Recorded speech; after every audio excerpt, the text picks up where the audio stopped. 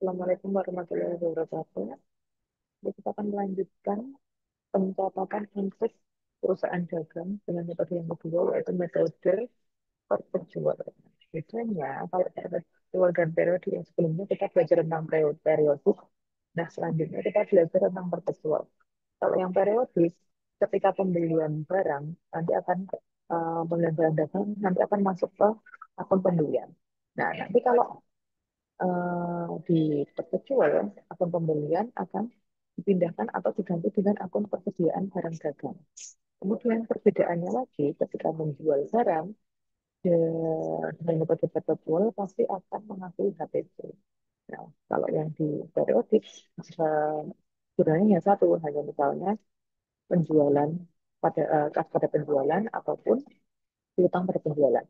Nah, kalau untuk yang perpetual nanti akan mengakui HPP-nya. Jadi kita akan mencari kira-kira jualnya laku berapa, kemudian HPP barangnya itu berapa. Jadi bisa langsung kelihatan berapa nilai profit. Nah, kita coba langsung mengerjakan, kemarin kita sudah mengerjakan PT Primariasa dengan periodik, sekarang kita mengerjakan PT Primariasa dengan metode perpetual. Mulai dari tanggal 3 dulu. Ini kita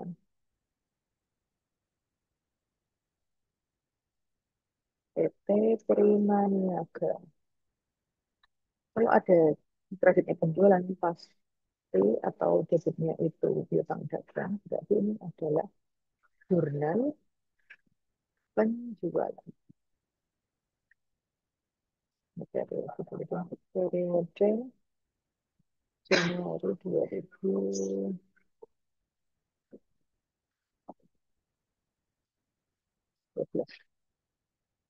jurnal penjualan.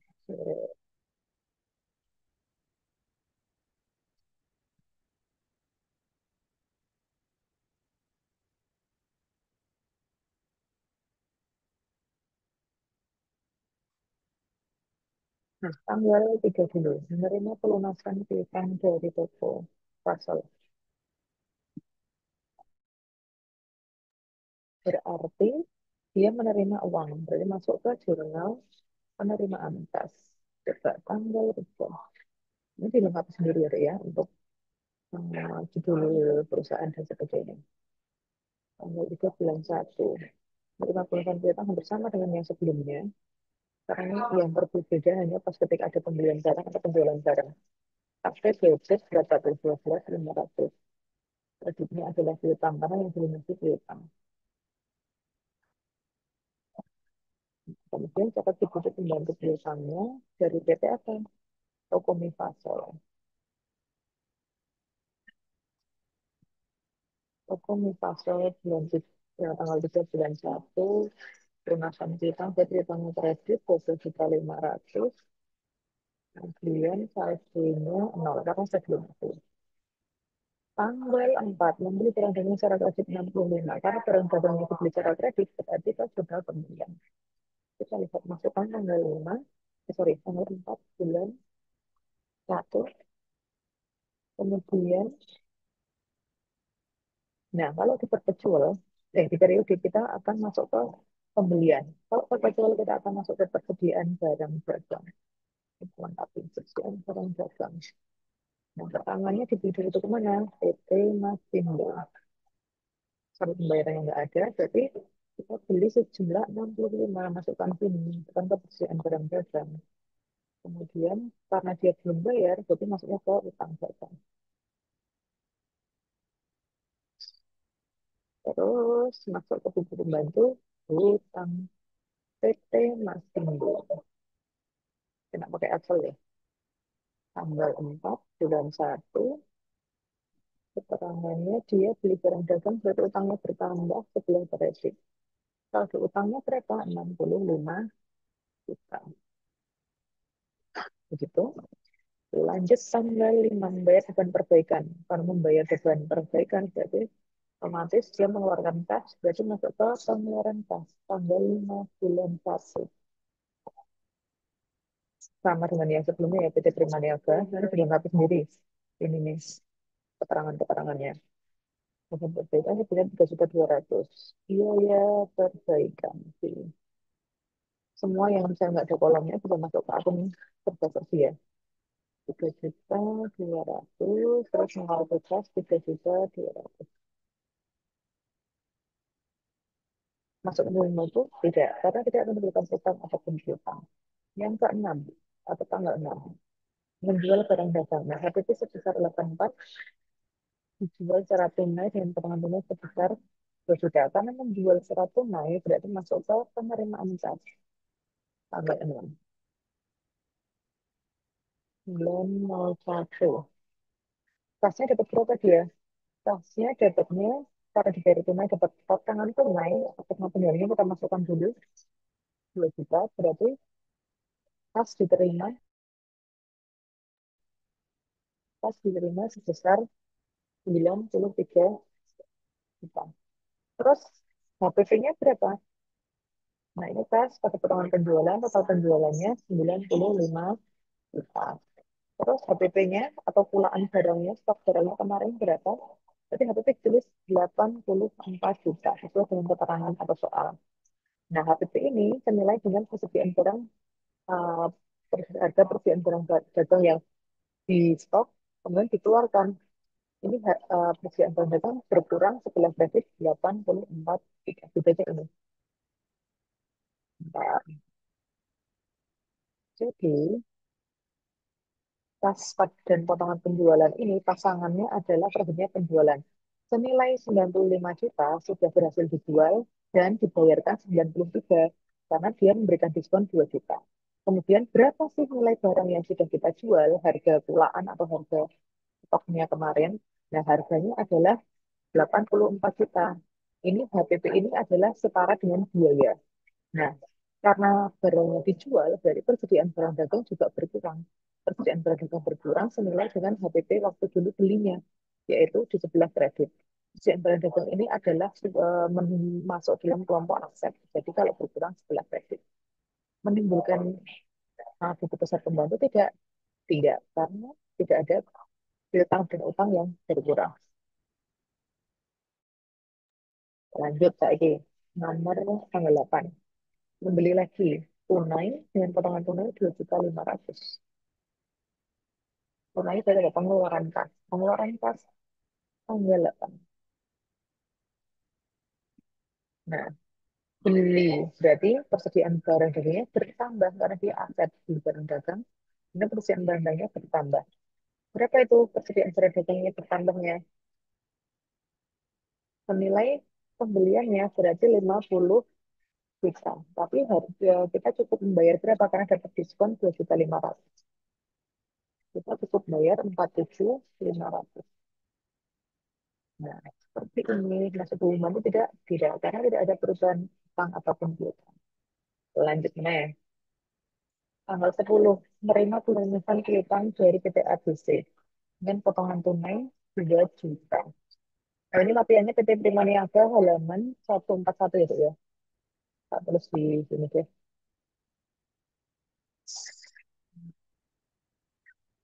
Nah, penerimaan kas yang mau tanggal 10 pelunasan piutang. Mana nih? Penerimaan kas. Oke. 10 bulan 1 dapat uang berapa dia? Uangnya cuma dapat 4 3 karena dia memberikan diskon nanti bayar lebih cepat mungkin ya. Terus terus piutangnya berkurangnya 45. Masuk ke rumah tidak masuk karena dia ada perubahan piutang di sini. Pembantu piutang dari toko AGC.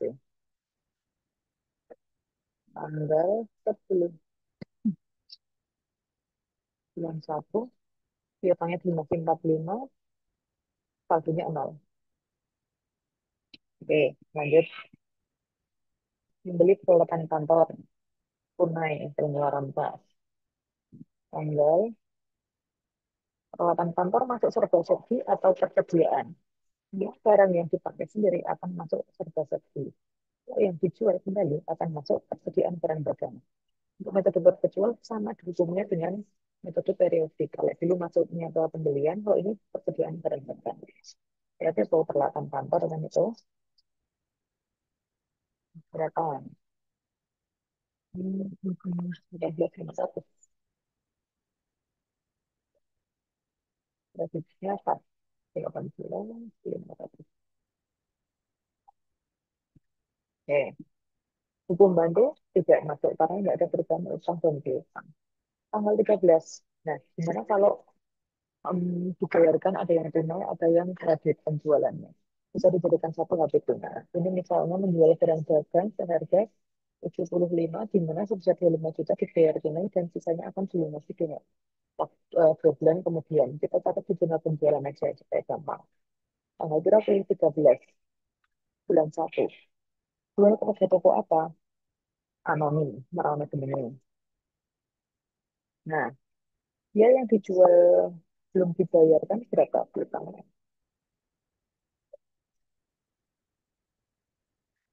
Jadi 1 juta itu. Menjual barangnya harga solusi seharga piutang kelima penjualannya ya. Kelima. Persediaan barang dagangnya keluar berapa senilai HPP-nya 67. Berarti HPP-nya 67. Nah, jadi ini apa nih sebenarnya? Debitnya kita tambahkan. Nah, saja. Boleh dicatat di penerimaan kas, boleh dicatat di penjualan. Kalau kamu ini bisa ada pemisahan HPP-nya berapa kan, berarti kita jadikan satu aja. Kalau dalam kasus misalnya bisa dipisah dari penjualan 25, misalnya 25 bayar tunai, HPP-nya 20 juta, jadi kalian bisa mencatat dipisah antara di penjualan dan di penerimaan kas. Karena ini HPP-nya dicampur, kita masukkan saja kas di sebelah debitnya, tambahkan boleh nanti atau tambahkan pakai akun serba juga boleh.